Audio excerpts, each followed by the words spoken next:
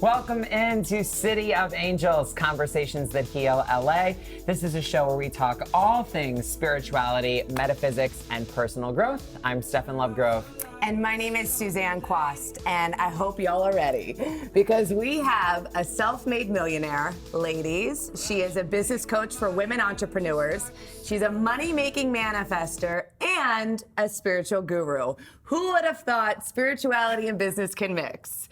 Thank you for being here, Amanda. Thank you for having me. And my first thought is, how can they not mix? Which is what I love. Yeah, I don't know how to do one without the other fully. Yeah. Well, we have so many viewer questions, which thank you all for all of your questions. And we have so much to talk to Amanda about. Literally, as you would say, all the things. So let's start with this because this is like one of the first things. So confession, everyone. Amanda and I are good friends. Suzanne does not know Amanda. I do not. So you're going to get both angles. You're going to get like the BFF talk and the like inquisitive questions today. So I think it's going to be a great interview. It's going to be fully entertaining. Fully the best. Yeah. So let's start with this. You were not planning on becoming any sort of a coach when you first went to school. No. You went to ministry school, you studied psychology. There's all these interesting pieces. So talk to us about how you ended up being the Amanda Francis that we know. I forget you know me. You can bring up a lot of stuff. Oh man. Okay, so I wanted to make money and help people. I have this through line of my life of making money and helping people. And as you know, the sect of Christianity I was a part of, there were a lot of wealthy ministers who were helping massive amounts of people. So starting with ministry as this is how I'm going to heal the world and have a profitable experience in life made sense.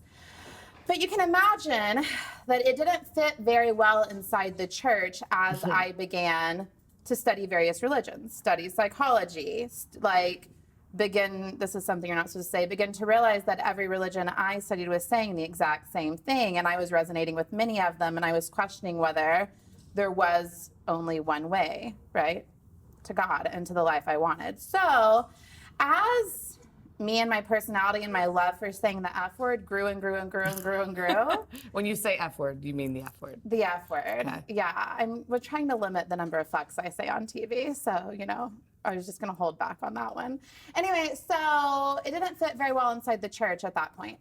And then it was like, okay, well, I have this love still for helping people, and I still want to make money, and I love psychology, loved it my whole life. So I went to college, and then I went to grad school, and then I got into a PhD program. So I was getting my PhD in counseling.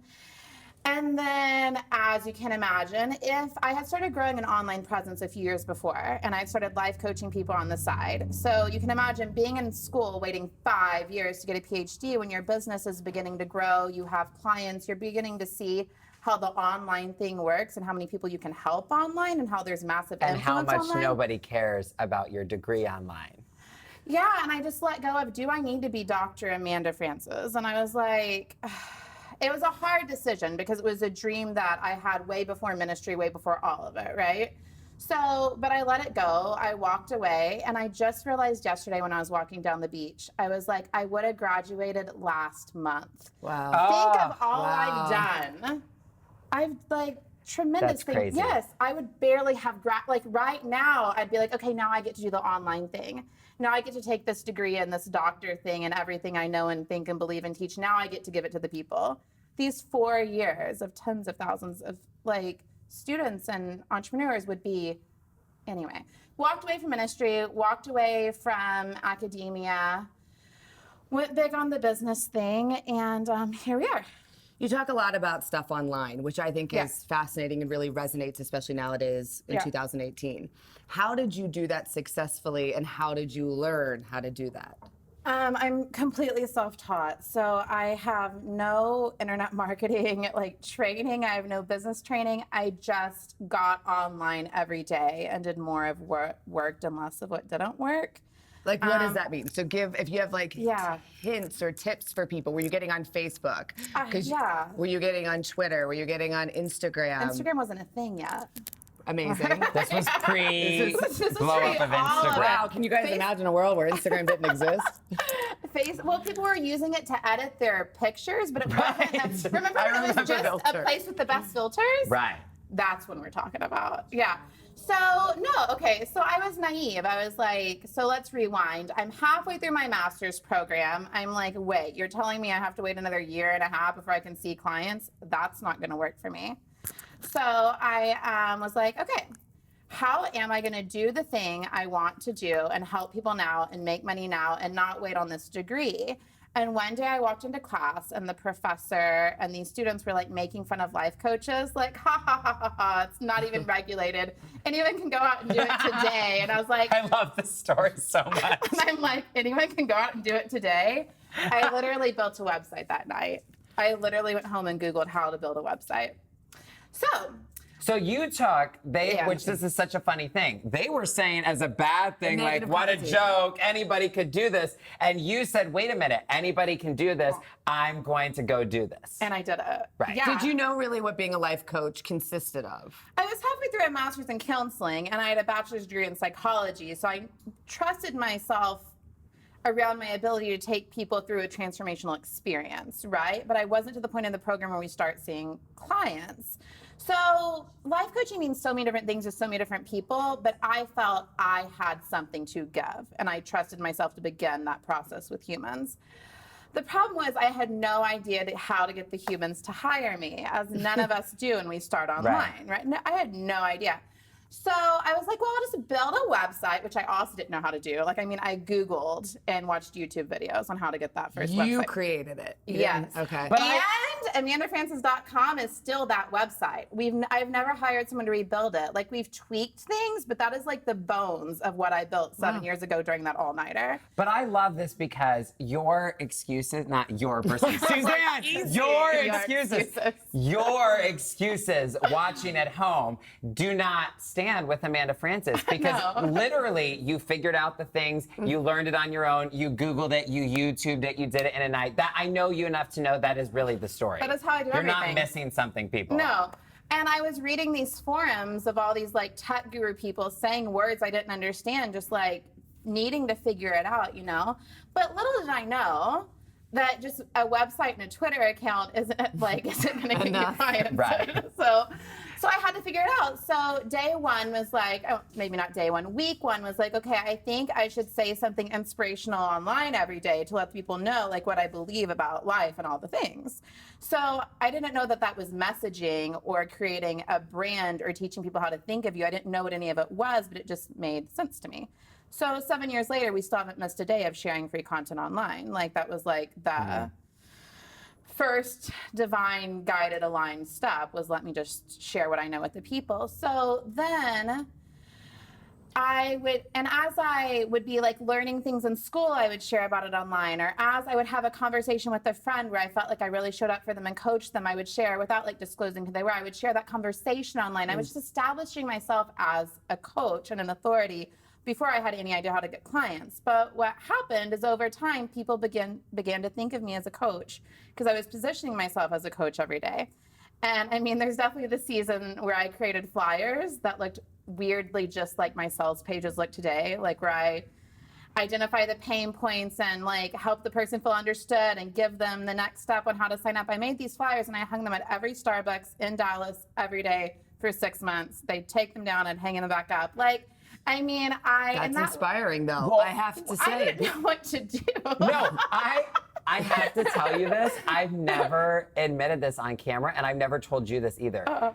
I used to make flyers, and I put them at Runyon. I'm not kidding. I put them at Runyon. I handed them out at South Coast Plaza till security kicked me out. And it was like, this is a message from America's Life Coach and all this stuff. And But you knew you we've were never America's talked Life about Coach this. back then. I knew I was America's Life Right. Coach. Was that still what you called? You were still saying I was still saying that. Okay. But I'm just saying, we've never talked about No. this, right? This is a live conversation. But I did the flyers, and when I heard you did the flyers, I was like, because you don't know what to do. You don't know You're what to trying do. things. My roommate at the time, her dad had many businesses, and with some of their businesses, they had hung flyers for whatever the fuck it was. And she was like, maybe hang flyers. And I was like, Sure. I was at Kinko's the next day. Okay, we're gonna make some flyers. I could find the journal page where like I designed the first flyer. You know what I mean? Like I remember sitting in a coffee shop making the flyer, going to the like getting on my laptop, like and going to Kinko's or FedEx or whatever it was and printing them out. So you made the flyers, but did you get any clients from them? Yes, but this is the most important thing, because if people online watching right now create flyers, they're going to miss the actual point. Correct. Agreed. So there became a point energetically where in my body and my mind and my system and my being, I felt ready for clients. I was like, the time is now. I'm going to help people. I'm calling them in. I feel them coming in. Like, I sense them. They're ready. I'm ready. These are the people. And some of those people came from the flyers, and some of those people came from watching me on my Facebook personal page. I remember I decided it was time for 7 clients by the end of January or whatever it was. And I did have 7 clients by the end of January.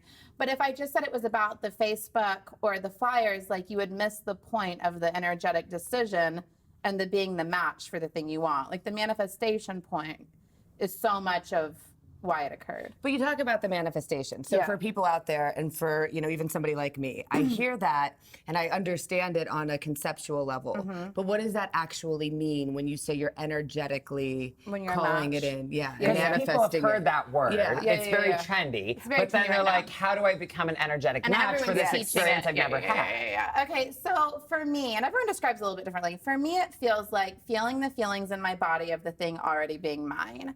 So I remember, I don't know why this is one of the memories that stands out, but being like at my parents' house at Thanksgiving and being in the back of their car and driving wherever we were driving, and I was like energetically calling in the clients from the back seat. And the moment stood out because I was like, and 1 client signs up, and 2 clients signs up, and the 3rd client signs up. But I was feeling it in my body as though it was happening then.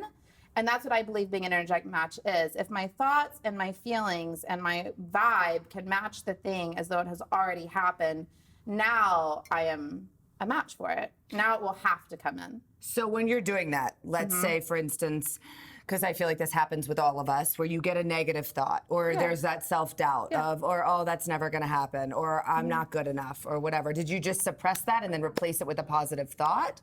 Or was it, what does that look like? Yeah, so I wouldn't use the word suppressing it, because energetically that feels like, to me, like avoidance. You're not letting yourself feel and think and be what is truly occurring.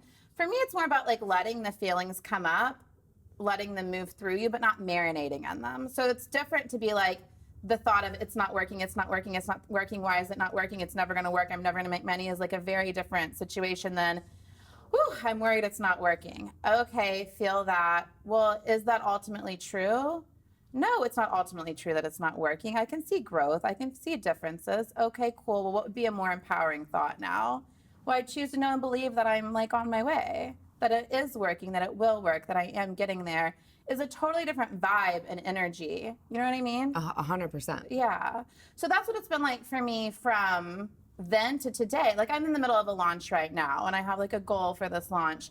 And today I'm like embodying the feelings of the outcome before I have the outcome. And I have lots of doubts and ideas why it wouldn't work, or why signups aren't happening fast enough or something. But I would never stay with those thoughts very long, because I can shift them, feel better, and have a different outcome. Which is so important for people to know, because I think it's easy for someone to sit there and say, oh, it must be easy for you to feel in the flow, blah, blah, blah, now that you have this result. When the reality is you felt all of it before it came. That's exactly why it was created. And I still practice it all every day. So like I have a course on money. Like, my favorite course is Money Mentality Makeover, and it's like a 6-week process for healing your negative beliefs around money. And Wait, what is it called again? Money Mentality Makeover. Okay, Healing your negative beliefs with money. Like we do like a lot of deep work and fun work and practical work, and it's just my favorite thing on the planet. So anyway, but the first 3 modules were recorded like 4 years ago, when my goal was to make $10,000 a month. And the reason I've never re-recorded the modules now that my goal is $300,000 a month is because I'm still doing the same thing. My process never changed. Like, that's why I can like know it works, is because I still like work it. You know what I mean? My clients still work it. I'm better at it. I'm faster at it, but it's not any different, you know? Like, truth is truth. Which is the opposite of what a lot of people think, that, okay, well, now I got here, but there's some secret strategy I'm missing that's going to get me there. And not the same law and principle is still going to apply. Every time I think what got me here won't get me there, I end up putting myself in a world of confusion. And when I go back to like my basics, like my truth, I'm like, no, this is simple and you know how to do this. And okay, so the thing about like the practical action, like I'm on social media, we're Facebook living right now, like I have a sales page. All those practical things are great, but for me, the practical always came from the energetic. Like once I was a match for the thing, the inspired idea could easily float up and feel like a really good, exciting idea. So like say some random expert gave me an internet marketing strategy, I wouldn't be able to have heard it until it was the right thing for me, until I was a match for it. Does that make sense? 100%. So I always put spiritual and energetic before practical, because the practical will come, you will identify it, you will run with it, you will figure it out when the other is sorted, in my experience. You also talk about your encounter with getting Gabby Bernstein's book, and I thought that was really interesting, and it's sort of in alignment with what you're talking about now, in the sense that you're not ready to hear it until you energetically get to a place where you're ready to make some changes. Well, that's the exact same story. I had written a list of like what I was tired of in my life and what I was going to attract in the next year, and it was like around New Year's, and I was energetically rearranging what I was going to do in my life, and then her book stood out to me. You know, I would have walked right past that book any other way. Right. Okay, we want to get into some viewer questions. We have lots. And just the things that we want to talk about. Okay, I'm so ready. Because Suzanne thinks your income numbers are inflated. I know. So. No. Man. No, let's rephrase that statement. I asked when Stay tuned. We'll get to it in a few minutes. I'm a good host. So let's start with this viewer question from Lakem while we sit with the doubt of Suzanne. Doubts me. But so Laken asked this in like a very specific way, but I think it's a very universal question for people about manifestation. So she asked, Amanda, have you ever manifested something for 2 to 3 months and then you felt like you lost it, just to manifest more 2 months later, then lose it again, etc.? She gives a whole example. You make $5K for 3 months, then your income drops down, then it goes back up. So she wants to know what's going on. How do I fix this? What are your thoughts? So she hasn't stabilized the energy. Right. So you understand this. So it's like when I make a certain amount of money, I can feel the feelings of it. And if I begin to feel that it's normal and it's no big deal and it's my new reality, that's kind of like allows me to take the pressure and the intensity off of it and begin to think of it as like my new experience. And I can begin to live in that energy as normal.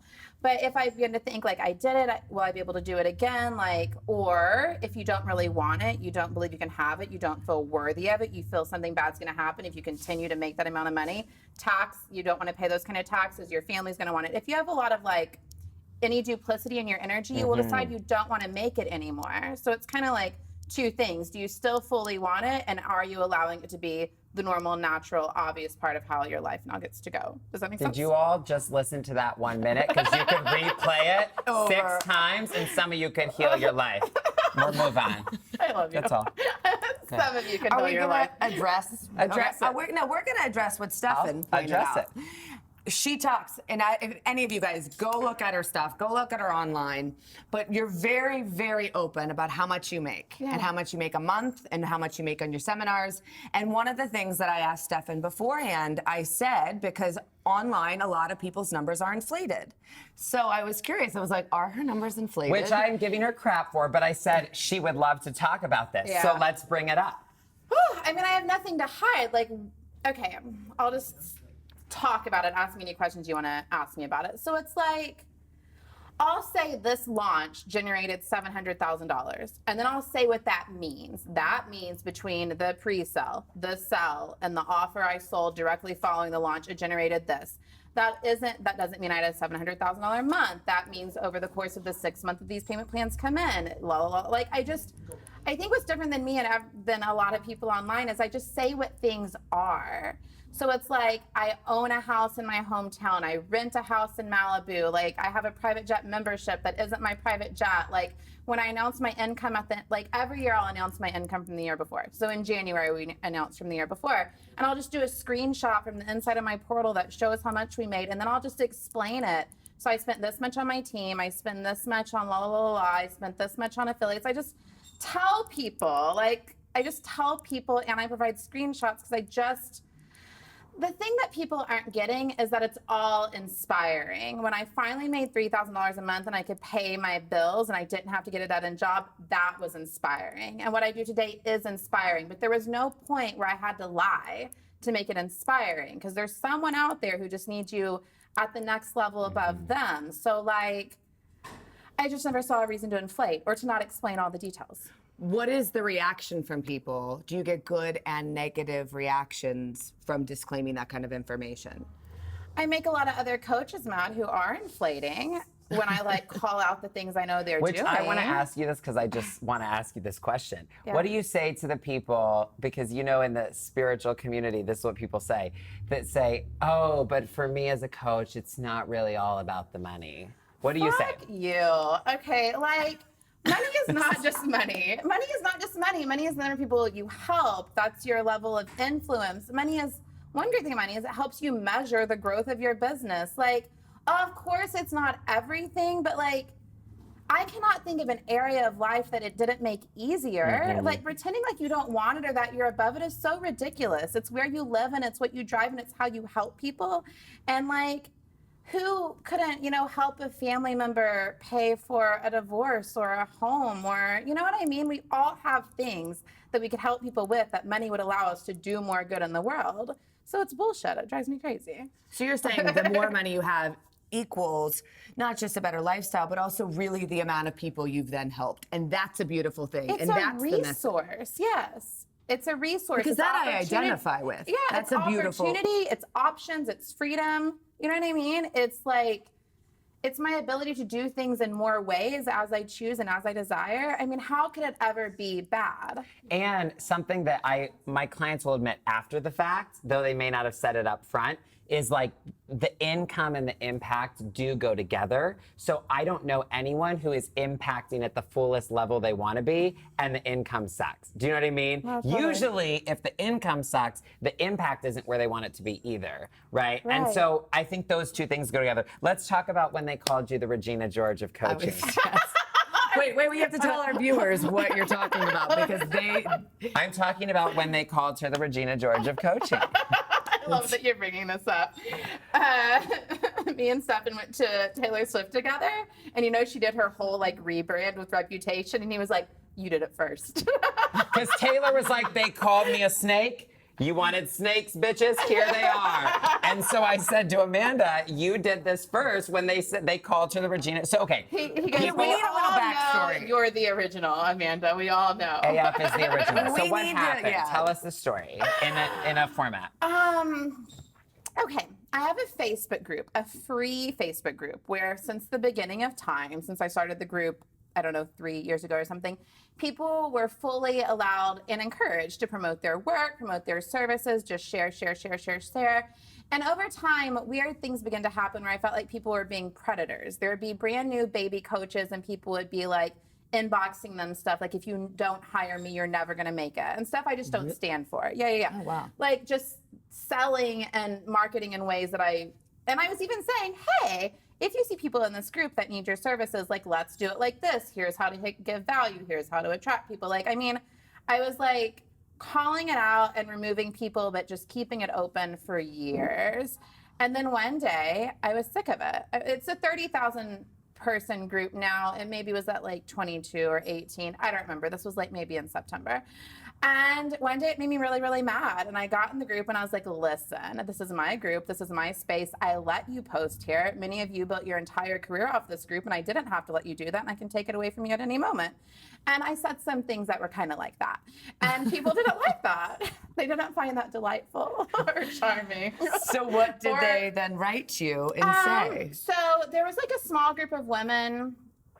I'm trying to think how to like explain this fast. So there was one woman who was an affiliate for my programs, meaning she sold as someone who was a graduate of the program, she would sell the programs. And I was a day late paying the affiliates that month because, as I told them a week before, my person who makes the payments was at a conference. It'd be one day late. So she gets on Facebook and she's like, when money coaches don't have true integrity with money because they pay their affiliates one day late. And when in their Facebook groups, they alienate people. And she's going on and on and on about me because I had made her mad. So that So in that little, on her first personal page, like the 30 people I had ever made mad in my career, like the people They who all found each other. Yeah, the people who sign up for the course, do it all 7 times, wait 1 year, and then ask for a refund. Like those people, the people I couldn't work with over the years, which haven't been many, all realized the post was about me and were like, she's the mean girl of coaching. It's all a facade. She's just a Regina George in sheep's clothing. It's not about love and life. Which I just love that they said this, by the way. I don't ask the question to be like an expose. It's actually one of my favorite Amanda Frances stories ever. So it's amazing because of what you did with it. Yeah, so first I had to be sad for a day or two. Sure. Because it's course. I was trying to protect the people in my group and I wasn't making it different than it was. It was bad. I was calling it as bad and I was stopping it. I was changing the rules of the group. It was like mama bear vibe. Like what was I supposed to do? So first I grieved it. Like I was sad for maybe a day and a half, like not a super long time. And a mentor of mine was like, you will send them all thank you notes by the time you're done with this. And I was like, you're right. And my prayer kept being, help me use this for good. Like, help me use this for good. I will use this for good. So I had this solid intention that I would turn it around. But I didn't really know what that meant. And then just like all of my courses and offers, it just like bubbled up in me one day. Well, my business manager called me the Queen of Hearts. She was like, I don't remember why. Like there was all this controversy online. It was getting worse and worse. She's like, oh, you Queen of Hearts. I was like, that's the name of my new course. So I created a course and it was called Queen of Hearts, Grow Your Biz, Share Your Soul, Take No Shit with Amanda Frances. And the first line says, they called me the Regina George of coaching. It was the moment everyone dreads, but and then I don't remember what I said, like I knew my heart was right, I knew la la la la la, I asked to use it all for good. And then that was one of my favorite courses I've ever done. So I turned it into $100,000. I didn't ever send the thank you notes. You need to send the thank you notes. But here's the thing, I think for people out there, there's a moment in their life that's embarrassing or so painful or hurtful. And to take your advice and how can I use this for good? And you genuinely did. You created a program that then helped women in spite of this and took the bad and made it good. And I think it's one of my favorite courses. I mean, I plan to re-release it every year, like every October on the anniversary of the Regina Gate or whatever. Can we have like a party or something, like the Regina George party to celebrate and it makes more money every year? Like Mean Girls and make it like a big event. We'll live stream it. I'm here for it. So down. Am I invited? Yeah. Sure. Okay, another viewer question from Erica. Okay. So Erica asks, at what point did you have your breakthrough and realize you were a manifestation machine? Slash, I want to ask, was there a point or was that a gradual more and more knowing? No. How I teach it and how it feels to me is like this incremental upgrade thing where you like build more confidence in yourself like over time. Like I could not have wrapped my head around the things I manifest now. It would have totally energetically taken me out and blew my mind and confused me and whatever. But I just incrementally upgrade. And I call myself a money manifestation queen because I look at what I've done, but like in my human experience, I'm not going, I'm the money manifestation queen. You didn't get there by saying, I now decide I am the manifestation queen. Yeah, no, it's like a phrase that helps people understand what I do, but in my like daily experience, I'm just Amanda, like working the shit I know to work, you know? Okay, so I have a question for you. Speaking of, you said, my name's Amanda. But I saw a post where you said my name is not really Amanda Frances. And as I wrote on the paper, what? I lived for Suzanne's questions. I was like, I need these questions because I know Amanda too well. I need to know what you want to ask. Yeah. Okay, so talk about that? Yeah, so how did this persona happen? And what is your real name? My name is Amanda Frances McKinney. Okay. Real full legal name. So I like the name McKinney. It's like my family name. There's no problems with it. I like legally having the same name as the people I'm related to. Like it's fine. But my business was growing and I owned AmandaFMcKinney.org. Like, I mean there was nothing about Amanda Frances McKinney or Amanda F. McKinney that was really working for me online. And I don't think everyone has to change their name, but there was something that happened. I was actually at my parents' house for Thanksgiving the next year, interestingly enough. But I remember being on that couch and being like, what is the name? Like, what is the domain name? Like, what is the brand? Like, where am I going here? And AmandaFrances.com flashed through my mind. And I, like, looked it up on GoDaddy and it was available. So I bought it for $7 and here we are. But, like, the reason that I eventually dropped my last name completely and stopped using it is because I began to identify with Amanda Francis, like as the real me. So in like I have a course on branding, and in my branding course, I'm like, it's the me I was always going to be. It's the me that is deep inside. It is the true me. It's the real me. It's not really a persona. It's just like the unleashed me that I wasn't always allowing myself to be. So it's completely real. It's completely based on truth.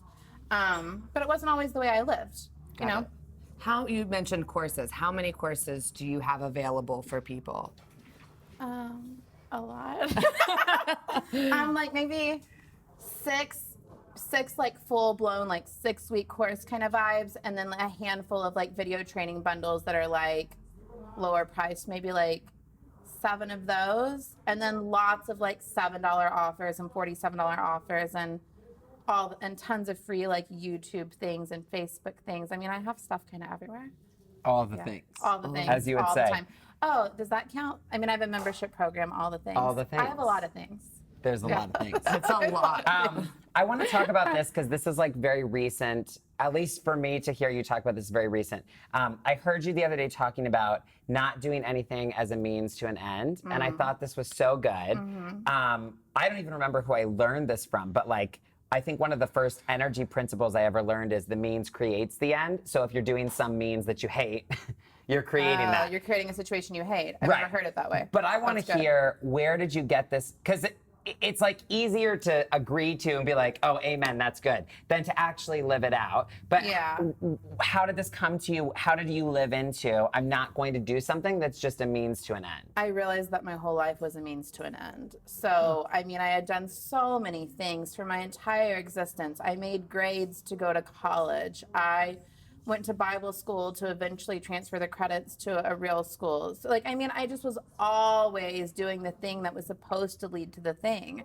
And the day I quit the PhD program, like, I wrote this post that was like, hey, life experiment. I'm only going to do what I want to do. Because, and you can imagine coming from like a religious kind of background, there was no question of what is your desire? What do you want? It was like the call or like the obedience was things that we hated. Like the overall understanding was that like to follow God's will, you're gonna have to do a lot of things you don't like. And I was like, what if that's not true?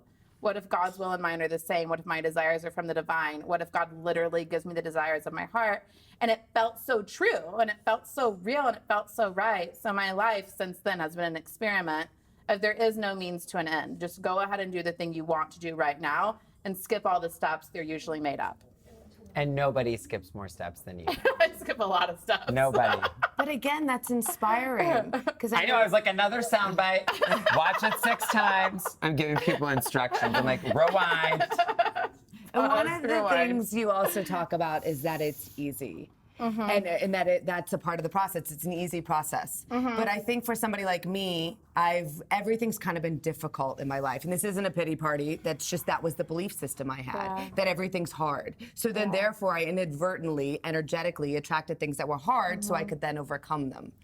Well, and it's like our badge of honor. It's Yes. like, if we make it hard, now we've earned it, now we deserve it, now we get to enjoy it. I think is the real problem. We don't just think we're good enough for good things from the beginning. We think that like, if it's easy, then it didn't work. I think it's a self-worth issue more than anything. But it's not, okay. When I say it gets to be easy, I mean like in my daily life, in my daily experience, I'm looking for an easier path. I'm looking for a more fluid, flowy, fun, graceful path full of ease. That's always like my orientation. But I'm willing to do the work. You know what I mean? I'm willing to do whatever it takes, but I never do work for the sake of work. You know what I mean? Like checking boxes because someone says this is how you grow a business, like stuff like that, I have no interest in. You know what I mean?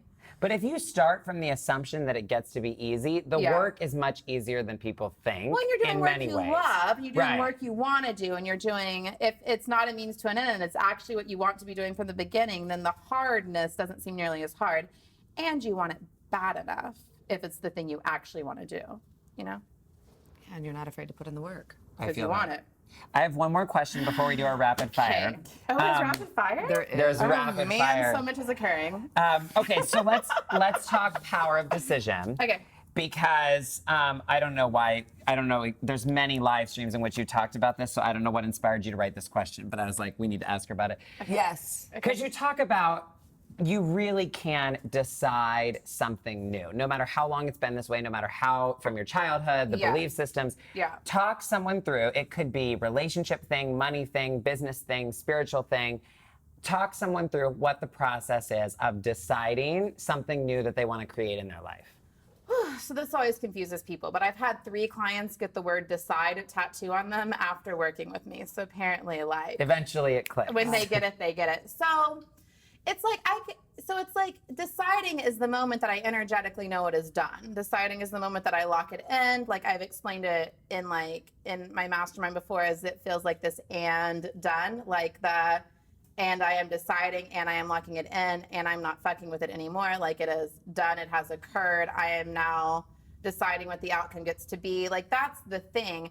But when you don't have any practice deciding a new thing, it's not just like a and done. But it's like my whole manifestation process that I've worked for all of these years could be summed up into now I'm going to decide. I get to have something different. But on any day of the week, given the subject and giving the limiting beliefs and the false perceptions around why I can't have the thing, my process of deciding could involve journal entries and praying and meditating and asking for guidance and asking for help and being willing to see things differently, and like a lot could be involved until I get to that point where I'm like, and I'm going to decide that it is now different. Does that make sense? Mm-hmm. So there's a lot that goes into the process of deciding. But it doesn't have to be that way, because all that matters is the moment of decision. Our humans' minds sometimes need a minute to get behind why we get to have the thing we're deciding we can now have. But nothing actually matters in the moment you decide. Right, and don't you feel, however long it took and whatever it required, once you've decided, you just know. Yeah, You the feel decision it's moment done. is like it's locked in, it's done, it's over. That is the way it is happening. I can't imagine it being any other way if it was always going to be that way. And sometimes we like pretend to decide things or think we've decided things or want to decide things before we actually get to that point where it's like, no, Right. like this is how it's now going to be. We've all done it in one area or another. Not all of us have made it a practice, you know. I always say everybody has a bar somewhere, right? Like I literally, this is kind of crude to some people, but I'm like, what is your bar? Is it you're gonna have a roof over your head? Totally. Is it you're gonna have a warm place to sleep? Is it you're gonna have Yeah. 2 meals a day? Is it like everybody has a bar somewhere? And so the question is, how can you raise that bar? So you're deciding something else. That's all it is. You Yeah. have something you're clear on. You have something you're not gonna go beneath. Totally. In Money Mentality Makeover, I call it your energetic minimum. Right. And so for all these years of working with women through that course, because I love this story, the first year 4 people signed up, and this past year 450 people signed up. Like I've just, I believed in the course when I recorded it when no one knew why to believe me in the subject, right? And now I still teach it. But anyway, in that course, over all these years with thousands of people now, I've seen people who their lowest energetic minimum standard was in a homeless shelter. And I've seen people whose lowest standard was like, well, I'm going to at least have 3 months savings in the bank and like whatever. But it was Right. all what we can't, it's what you can't imagine having less than. And we all have an energetic minimum. We all have an energetic maximum in every area of our life all the time, from how people treat us to how much money we receive to all of it. And like I literally have a practice of lowering my energetic minimum to like I can tune into how much I can't imagine making less than this month and be like, ooh, I don't like that number, and be like, well, how would it feel if I couldn't imagine making less than this, and rise it, upgrade my bar. Yeah. Because you say that a lot. How would it feel if I had this? Yeah, and I feel the feelings as though it's already true. And any thought that flashes through your mind around why it can't be true is just thoughts you get to shift. Wow. If So I were to good. sum up my whole business in one sentence, it might be that. Yeah. Say that again for everybody. I don't remember what I said now. The thoughts that come up are just Just the thoughts things you you get to shift. shift, but all that matters is feeling the feelings of already having the thing you want. Yeah. Power. Are we Amazing. ready for rapid fire? We are ready for I'm rapid nervous for fire. rapid fire. Okay. Uh-huh. A song on your playlist right now. A song on my playlist right now? I've been listening to John Mayer all morning on my beach walks. It's been my I feel like beach That's a walk very vibe. beach walk. Isn't that like a vibe, beach yeah. walk vibe? Mm-hmm. I like. I John also Mayer. listen to a lot of rap music. Jay-Z's greatest hits happens a lot. Yeah. Amanda can go full country or full rap. I'm from My kinda Oklahoma. girl. We I'm learned from this on the 4th of Kentucky. July. Really? Yeah. Yes. Best You see, I don't know how many books you read. Best Okay, book but wait, you've read can we recently. talk about how my 4th of July playlist was the best thing I ever created? It was the best. You should share it with everybody. I will. Can we I will. talk about how I forgot to revisit this idea, but we're monetizing playlists from 2018 We're going to out. create opt-ins. So if you want the Opt-ins, because I have an opt-in to annual send a holiday link to their playlist, and she has the amazing 4th of and so they're July. going to get So on our we're- email list. We have a whole business model around this. Oh my God. I love Okay, it. so best, Stay tuned. You're hearing Stay it first tuned. here. Okay. best book you've read recently. I don't read. I know, I knew you would say I that. don't read at all. This drives people crazy. This drives No. entrepreneurs crazy, and it drives spiritual people crazy. I just feel like it's such a slow way to get information. No, I love this though Okay. because she does so many things wrong. I do everything wrong. To the I- entrepreneurs and the spiritual people, and don't she's still read. so happy and And successful regardless. So- Who would have thought? So someone might say, have you read so-and-so's book on X? And I might be like, no.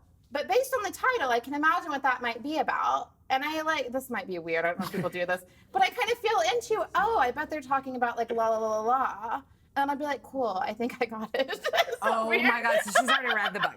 I haven't read the book, but someone will be like, Well- it's about launching in this way, or it's about selling from this positioning. And I'll be like, oh, I get that. Yeah, I'm going to integrate that in. So I know that's weird. Once upon a time, I would go to their Facebook page and I would just like read their posts, or I would read like their bio. I'd read a quick article and I would get the gist, the energy, the overall vibe of what they're teaching. And be like, cool, yeah, I got that, but I don't read So do you watch videos on YouTube or anything? No. I don't want to, as a whole, this is a crazy thing. I have like I don't want anyone's opinion about anything.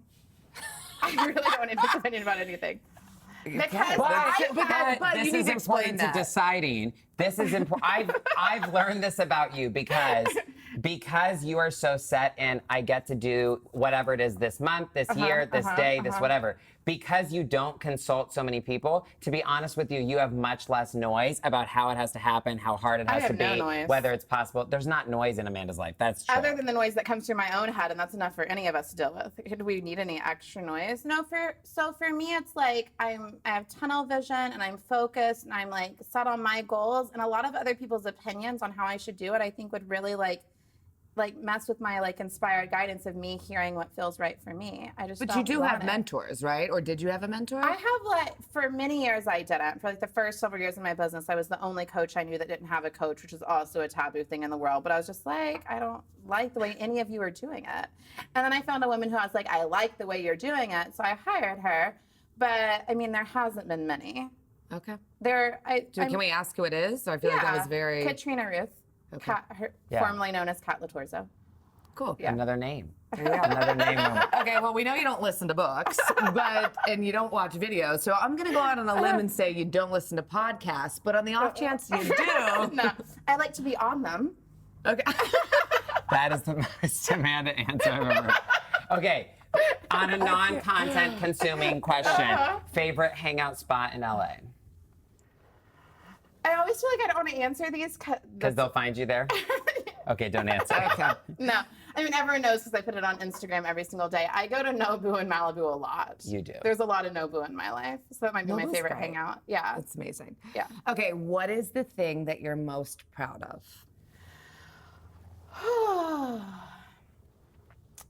Like the sheer, God, it's hard to explain. Like the number of people that have been influenced by my work astounds me at this point. Like dozens of messages, and I want it to be hundreds and thousands, but dozens of messages every day between like Facebook and Instagram and email and whatever of like, this changed my life or that changed my life, or I'm in that course, or I've made this money now, or I put my kid in a better school, or we finally have a house where everyone has their own bedroom, or like I get that stuff like daily. And when you're running a company and it's a growing company, you can forget to like read it and feel it, you know?